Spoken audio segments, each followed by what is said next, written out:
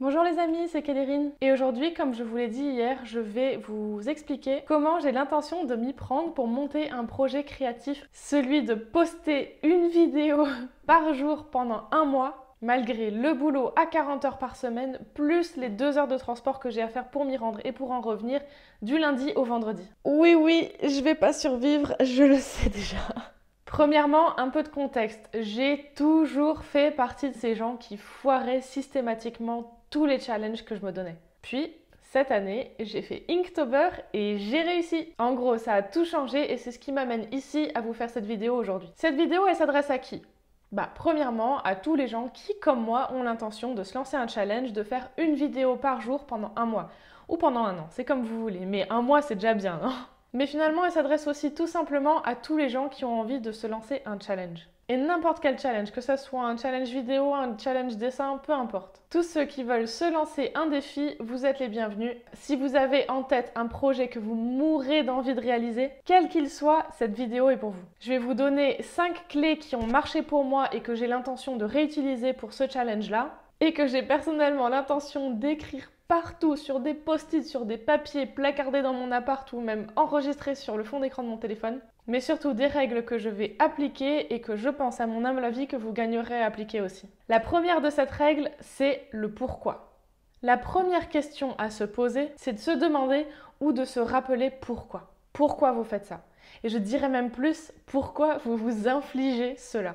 Il faut absolument définir son but profond et se le rappeler à chaque fois qu'on doute ou qu'on est fatigué. À chaque fois qu'on n'en peut plus parce qu'on a l'impression qu'on n'y arrivera jamais et qu'on regrette d'avoir pris cette de décision qui est une décision de fou furieux. Et de toute manière, j'ai vu trop grand et de toute manière, je me donne toujours des objectifs trop grands et impossibles à réaliser. C'est trop compliqué, c'est normal que j'y arrive pas, enfin, c'est pas possible, c'est pas crédible. Franchement, n'importe qui devrait se rendre compte que c'est complètement n'importe quoi de s'adlancer un défi pareil et puis n'importe qui lèverait le pied ou déciderait d'en faire moins ou même déciderait de pas le faire du tout. D'ailleurs, c'est ce que je devrais faire et je vais probablement le faire parce que c'est impossible et que je suis sûre que j'y arriverai pas et de toute façon, je suis sûre que je vais faire que du caca. Vous voyez ce que je viens de faire là?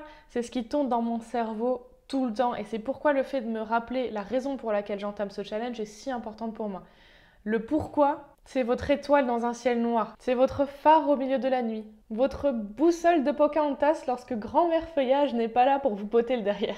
Il vous aidera dans les temps les plus durs et dans vos nuits de charrette, petite référence à mes 6 années d'architecture. Donc gardez-le précieusement dans votre cœur, quitte à l'écrire quelque part si vous en avez besoin. Ça fait cucu, mais c'est vrai. Personnellement, si ça peut peut-être vous aider de le savoir, moi, mes buts ce sont 1. Produire et créer parce que je me suis rendu compte que c'est un besoin qui m'est absolument vital. 2. Me montrer que je suis capable d'autodiscipline. Et ouais, c'est un point sur lequel je dois travailler. 3. Faire quelque chose de grand. Je veux sortir de ma zone d'inconfort. Vous voyez ce que j'ai fait là? On en reparlera dans une autre vidéo. Arrêter de subir et prendre les rênes de ma vie. Et enfin, ça c'est un changement qui va prendre du temps, qui ne prend peut-être pas son sens entier là maintenant tout de suite. Mais je veux commencer à travailler pour moi. Je veux investir la majorité de mon temps et de mon énergie pour des choses qui me tiennent à cœur. Et non pas juste vendre ce temps en contrepartie d'un salaire auprès d'un employeur. Allez, j'en rajoute un petit dernier. Je veux être fière de moi. J'en ai besoin en ce moment et je suis aujourd'hui prête à m'en donner les moyens. D'ailleurs, si c'est le cas pour vous aussi et que vous estimez qu'un challenge de ce type vous fera vous sentir fière de vous, alors n'hésitez pas, foncez parce que c'est vraiment la plus belle des récompenses. Deuxième chose, le comment. Lorsqu'on décide de se lancer dans un challenge de grande envergure, il est absolument primordial de se préparer à l'avance. Bon, ok, il y a des gens qui arrivent sans même se préparer. Clairement, cette vidéo ne leur est pas dédiée. D'ailleurs, je les admire. J'ai rien d'autre à dire, je les admire et je les envie. J'aurais aimé pouvoir être pareil. Mais ça n'est pas mon cas et a priori, si vous êtes toujours là, c'est que ça n'est peut-être pas votre cas non plus. Mais pour ceux qui, comme moi, ont rarement eu l'occasion, la chance ou la force de se lancer un défi et de le suivre jusqu'à la fin, ceux qui galèrent, il y a la préparation. 1. La préparation du contenu. Bon, ça va être très simple et rapide, mais en gros, arrangez-vous pour préparer un maximum de contenu.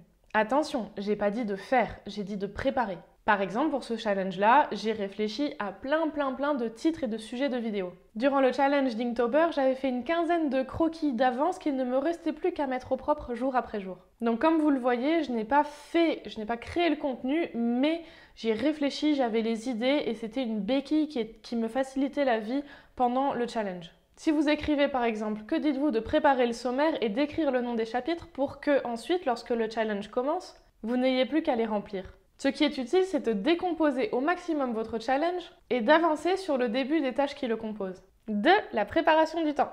Demandez-vous, comment est-ce que vous allez filmer vos vidéos ou autres pour faire en sorte qu'elles sortent chaque jour? Idem si c'est faire vos dessins, ou écrire un livre, ou apprendre une position inversée au yoga. Est-ce que vous allez y passer un peu de temps tous les jours ou bien beaucoup de temps une ou deux fois pendant la semaine? Est-ce qu'il y a des moments où vous savez déjà que vous allez pouvoir avancer, vous avancez à fond pour tous ces jours où vous aurez une raclette ou une soirée mojito chez les amis que vous ne pouvez absolument pas rater? Et oui, ça aussi il faut le prévoir. Est-ce que vous avez peut-être des jours off que vous pouvez prendre pour entamer ces préparatifs? Des week-ends, des vacances? Là par exemple j'ai la chance d'être en vacances. Mais vacances de mon job, celui qui paye les factures. Parce qu'en vérité, je suis loin, très loin, de passer ces journées à lézarder au soleil. Bon, de toute façon, il n'y en a pas, donc au moins c'est réglé. C'est le temps que j'ai choisi, que je me suis dédié pour moi mettre les bouchées doubles et m'assurer que les jours où ce sera réveil à 6h du mat, boulot de 8 à 18, retour à la maison à 19h30 et dodo à 21h30 pour faire rebelote le lendemain matin. Clairement, j'ai déjà une vidéo et je n'ai pas envie de sauter d'un pont. Après, bien évidemment que des jours comme ça, il y en aura. Je le sais. De toute façon, j'ai pas assez produit pour que ça ne soit pas le cas, donc je m'y prépare déjà à l'avance. Et j'espère que ça vous rassure de savoir que personne n'est parfait. À vrai dire, surtout pas moi. Mais croyez-moi, je me connais. Si je peux m'arranger pour finir ce challenge malgré ces 40h10 de boulot hebdomadaire et ces 2 heures de transport du lundi au vendredi, vous pouvez le faire aussi. Mais vraiment, hein. Vraiment, vraiment. 3. La préparation du cadre. Pour moi, le cadre, c'est comment je vais filmer. J'ai beaucoup d'années de vidéos dans les pattes et je sais pertinemment qu'il y a des choses sur lesquelles je peux prendre et surtout perdre beaucoup de temps.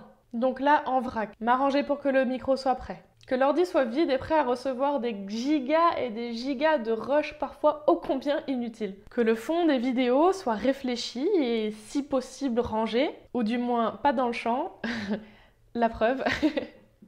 Bon, c'était pas comme ça hier. Hein.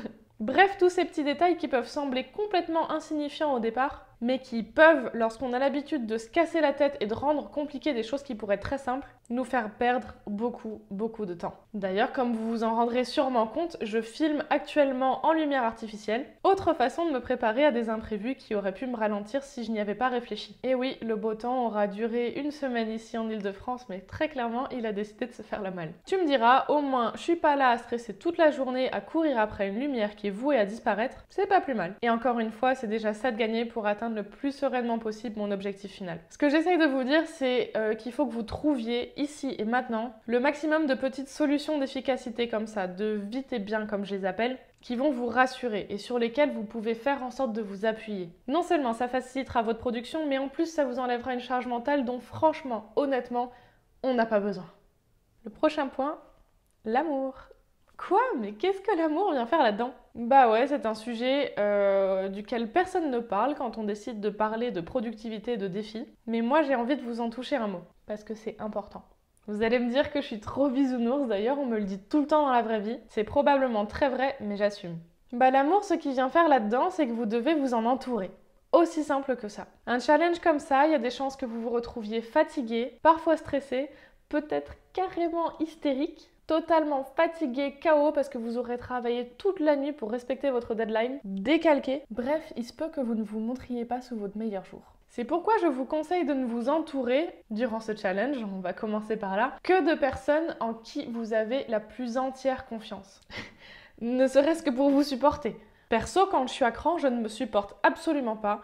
Je suis insupportable. Et je remercie la bonté et la patience infinie de mon copain, je sais pas comment il fait. Bref, entourez-vous de personnes en qui vous avez confiance pour vous soutenir dans cette épreuve, tant physiquement qu'émotionnellement, mais également pour soutenir votre projet. Je crois que quand on pense à notre projet, on a tous dans notre entourage 2 types de personnes. Ceux à qui on a trop hâte de raconter le projet et qu'ils le reçoivent toujours avec un grand smile, et ceux pour qui on n'a soit pas hâte du tout, soit on a dans notre tête et dans notre cœur une toute petite voix qui nous fait douter. Cette petite voix, elle s'appelle l'intuition et il faut l'écouter. Perso, cette petite voix, elle me parle quand je pense à des gens parfois même très proches, hein, c'est pas le sujet, qui pourraient par exemple s'inquiéter pour moi. Typiquement, ils m'aiment énormément et ont peur de me voir me fatiguer. Et cette peur leur donne à eux, selon leur vision, plus d'inquiétude que ce qu'ils pensent que je pourrais soutirer de bénéfices de ce challenge. Je sais pas si c'était très français ma phrase, mais je pense que vous aurez compris l'idée générale. Or, moi j'ai établi mon pourquoi, c'était le premier point. Et je sais que les plus vaudront largement les moins. Ou alors, par exemple, c'est un challenge dessin et ces personnes ne dessinent peut-être pas forcément, elles ne sont peut-être pas forcément dans la communauté internet du dessin et ne comprennent peut-être pas l'utilité d'un tel challenge. Eh bien, ces personnes, je choisis de ne pas forcément leur parler de mon projet. Ça ne m'empêche pas du tout de passer de très bons moments avec eux, de les appeler, je les coupe absolument pas de ma vie. Juste, je décide de garder ce projet comme un petit secret que je garde pour moi dans mon cœur et que je leur montrerai peut-être une fois qu'il est fini. Je ne vous invite pas forcément à le faire, mais je vous invite surtout à vous poser la question. À qui ai-je vraiment envie de parler de mon challenge? Vous allez me dire, et si on n'a personne? Et bah là, faux! Vous avez forcément quelqu'un. Et ce quelqu'un, c'est vous. On a toujours au moins une personne. C'est soi-même. Alors si vous êtes seul, ce qui arrive, et d'ailleurs c'est pas forcément mal, faites en sorte que vous soyez votre plus grand supporter et tout ira comme sur des roulettes. Être prêt à laisser son perfectionnisme de côté. Vous le sentez, hein? Vous le sentez que c'est ma bête noire. Les amis, perdre du temps à m'attarder sur les détails, faire compliqué quand je pourrais faire simple, avoir l'impression que ça n'est jamais assez bien, jamais assez pro, vu, revu et re-revu, changer son projet et le rechanger et le re-rechanger. C'est ma spécialité. Bref, vous l'aurez compris, mon perfectionnisme, c'est mon plus grand démon. C'est d'ailleurs l'origine souvent de mon inaction, que j'appelle ma paralysie à l'action. Je vous invite à voir une vidéo que je vous recommanderai quelque part là, ou dans la barre d'infos, ou les deux. Et on va oser dire ce gros mot, l'origine de ma procrastination. Mais je ne vais pas trop m'étaler sur ce point. D'ailleurs, j'aurai l'occasion de faire plein de vidéos à ce sujet pour vous expliquer ce qui marche pour moi et partager les informations au fur et à mesure que j'apprends. Tout ce que je veux vous dire, c'est que pour vous lancer dans un projet, n'importe lequel, surtout un projet comme ça de type 1 par jour, vous allez devoir vous libérer de votre perfectionnisme. L'envoyer à la poubelle. De toute façon, ce challenge va être l'occasion de commencer à travailler dessus puisque vous n'allez plus avoir le choix. Vous n'aurez plus le temps de vous poser un milliard de questions. Vous serez obligé de produire et de poster, ou peut-être juste de produire, qui sait, tous les jours. On n'a qu'une durée limitée dans une journée et on ne peut pas faire plus. Si chaque journée est une échéance, vous allez être amené forcément à faire des choix. Et ça, croyez-moi, ça va être votre plus grand challenge. Mais à la fin du défi, c'est aussi ce qui aura généré, je pense, le plus grand bénéfice. Le lâcher prise, l'acceptation de ce qu'on fait, de ce qu'on produit et aussi de soi. Avoir confiance en ses capacités. Je vais vous faire une confidence. J'avais et j'ai toujours un petit peu peur de ce challenge. J'ai échoué un nombre incalculable de challenges comme ça, de type un mois tous les jours, un an tous les jours, même une semaine tous les jours. Et forcément, parfois, ma peur prend le dessus. Mais là, dans le doute et la peur, c'est Inktober qui me redonne la pêche et qui me donne la foi. Je sais que je peux le faire. J'en ai foiré 400, c'est pas grave, j'en ai réussi un. Donc, je sais que je peux. Ayez confiance en vos capacités. Et si vous n'y croyez pas trop, là tout de suite, faites pause dans cette vidéo. Oui, là maintenant, vous faites pause et vous prenez un instant pour vous rappeler d'un moment où vous avez travaillé dur et vous avez réussi. Imprimez-vous ce souvenir dans la tête, affichez-le en grand, mettez des couleurs plus vives, des sons plus forts, ressentez au plus profond de vous-même les émotions que vous ressentiez à ce moment-là. Ensuite, transposez tout ça pour le challenge d'aujourd'hui. Vous êtes capable. Parce que vous l'avez décidé. Ce que vous ne savez pas encore faire, vous allez l'apprendre. De toute façon, le challenge est là pour ça. Enfin, après toute cette vidéo, il ne reste plus qu'à se lancer.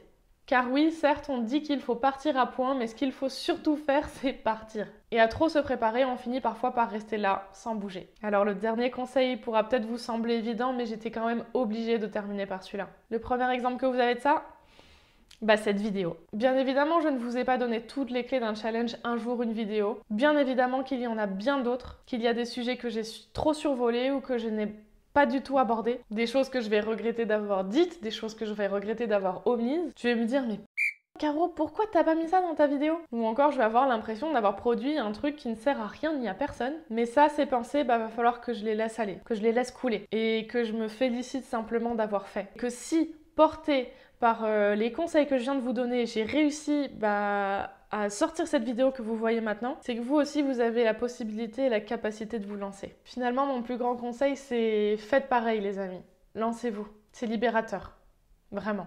Et puisqu'on est dans l'action, je vous invite à écrire un petit commentaire pour me dire ce que vous avez pensé de cette vidéo et quels sont les projets ou challenges que vous aimeriez faire, que vous avez relevés ou essayés, peut-être même que vous faites régulièrement. Allez, je vous embrasse et je vous dis à demain. Ciao!